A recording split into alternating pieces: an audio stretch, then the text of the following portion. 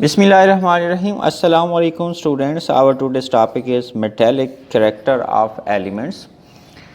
Metallic character को जानने से पहले हम मेटल्स के बारे में जानेंगे. What are metals? मेटल्स क्या होते हैं?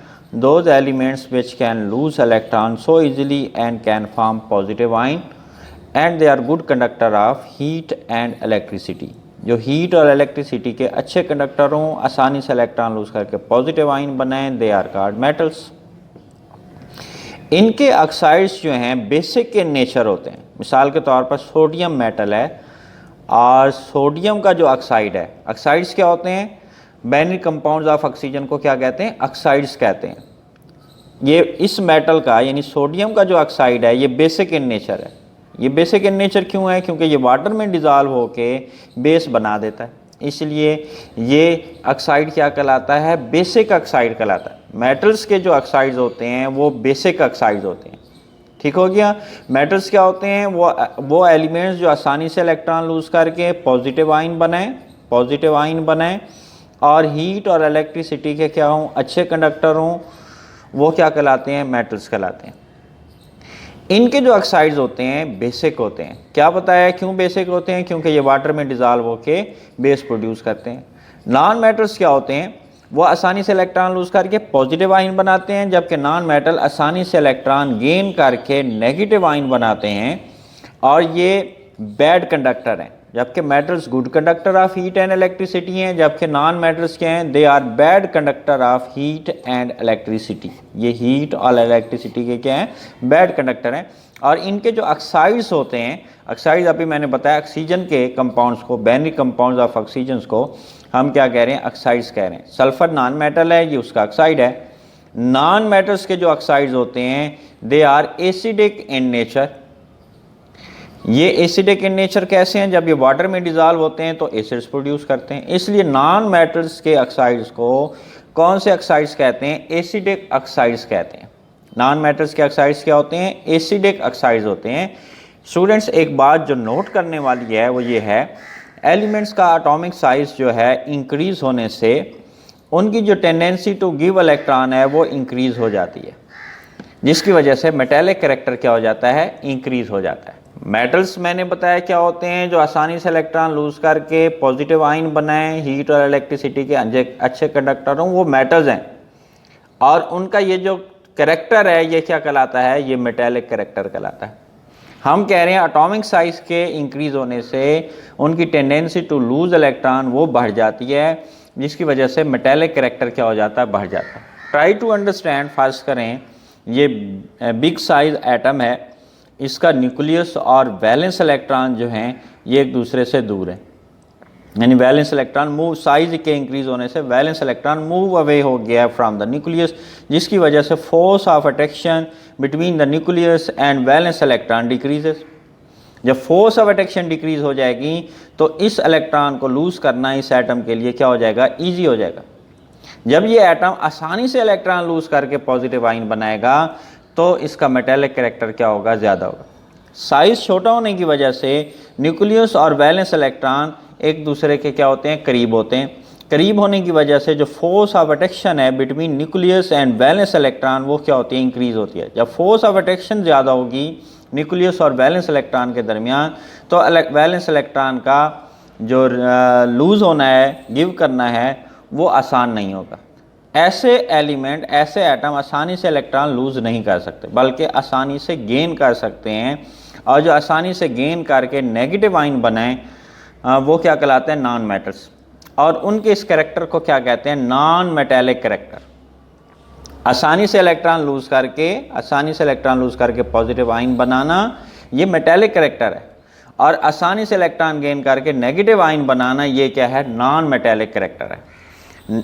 Point to be noted students, मैंने क्या बताया है? साइज के इंक्रीज होने से इलेक्ट्रॉन की जो टेंडेंसी टू लूज इलेक्ट्रॉन है वो इंक्रीज हो जाती है, जिसकी वजह से मेटेलिक कैरेक्टर जो है वो क्या हो जाता है? इंक्रीज हो जाता है. अब हम मेटेलिक कैरेक्टर की वेरिएशन को डिस्कस करेंगे ग्रुप्स और पीरियड्स के अंदर. ग्रुप्स में बेटा रोज़ हम डिस्कस कर रहे हैं.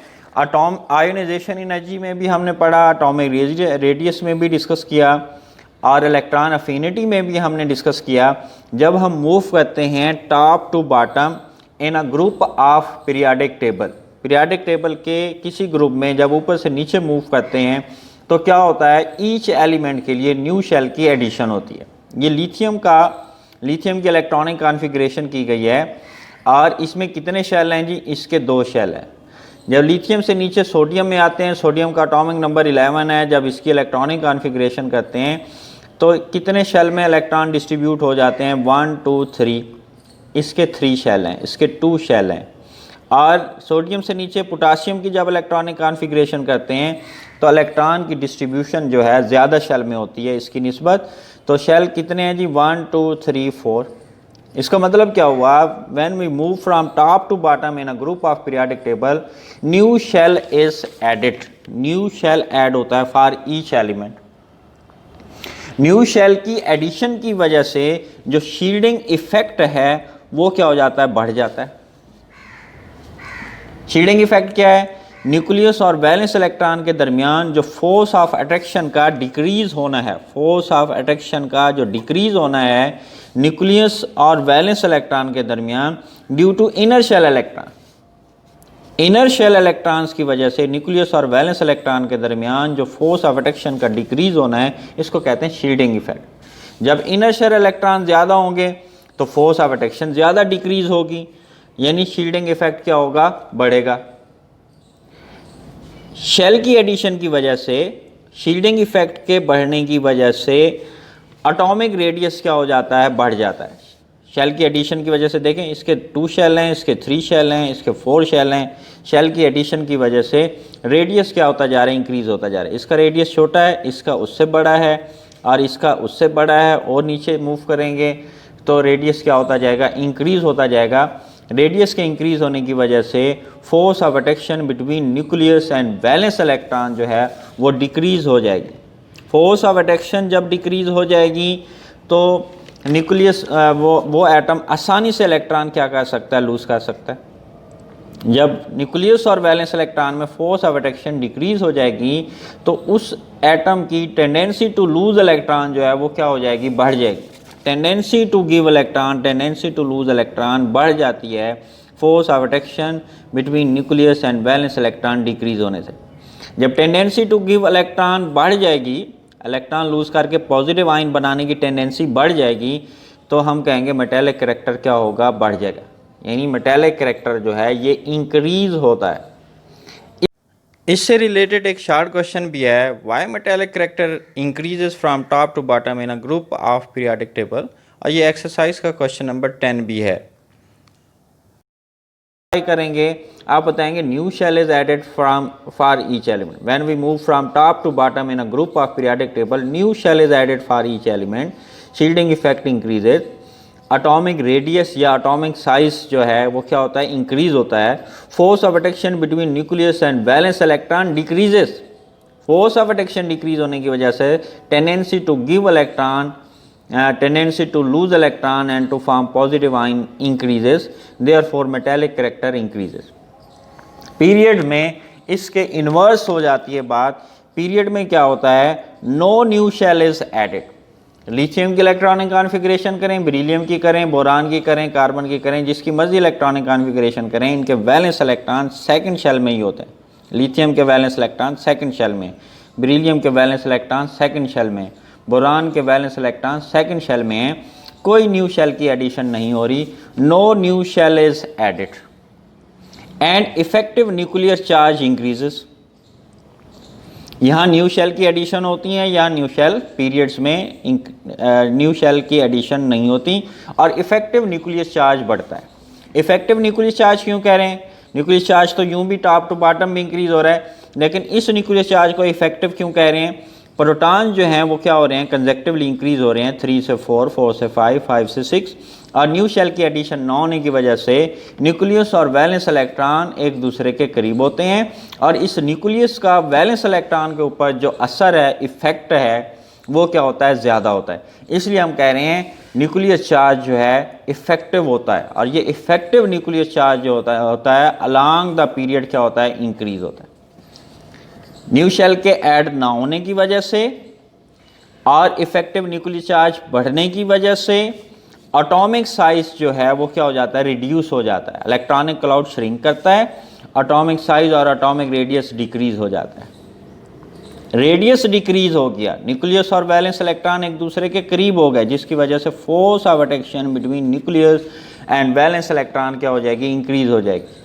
देखें, जब न्यूक्लियस और वैलेंस इलेक्ट्रॉन में फोर्स ऑफ अट्रैक्शन इंक्रीज हो जाएगी तो वैलेंस इलेक्ट्रॉन का निकलना मुश्किल हो जाएगा। जब एलिमेंट या एटम आसानी से इलेक्ट्रॉन लूज करके पॉजिटिव आयन नहीं बनाएगा तो उसको हम मेटल नहीं कहेंगे, उसके करैक्टर को मेटेलिक करैक्टर हम नहीं कहेंगे। जो आसानी से लूज नहीं कर सकता वो क्या करेगा, आसानी से गेन करेगा। आसानी से लूज नहीं करेगा तो मेटेलिक करैक्टर क्या होगा, अलोंग द पीरियड डिक्रीज हो जाएगा, and vice versa. Metallic character decrease होगा तो नॉन मेटेलिक करैक्टर क्या होगा, लेफ्ट टू राइट पीरियड में क्या होगा, इंक्रीज होगा। बड़ी सिंपल सी बातें हैं, यही चीज़ें हमने आयोनाइजेशन एनर्जी में, इलेक्ट्रॉन अफिनिटी में और एटॉमिक रेडियस में हमने डिस्कस किया है।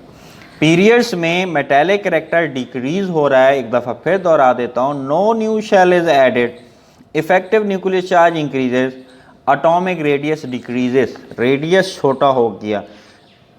As a result, force of attraction between nucleus and valence electron increases. Force of attraction increase हो गई तो tendency to lose electron, tendency to give electron वो क्या हो जाएगी, वो decrease हो जाएगी। क्या कह रहे हैं हम, tendency to give electron वो क्या हो जाएगी, decrease हो जाएगी। जब आसानी से इलेक्ट्रॉन लूज करके पॉजिटिव आयन नहीं बना सकता तो इसका मतलब मेटेलिक करैक्टर क्या हो जाएगा, डिक्रीज हो जाएगा। देखें भाई, बड़ी सिंपल सी बातें हैं। ये देखें, ये पीरियोडिक टेबल के कुछ ग्रुप्स मैंने यहाँ पे शो किए हैं।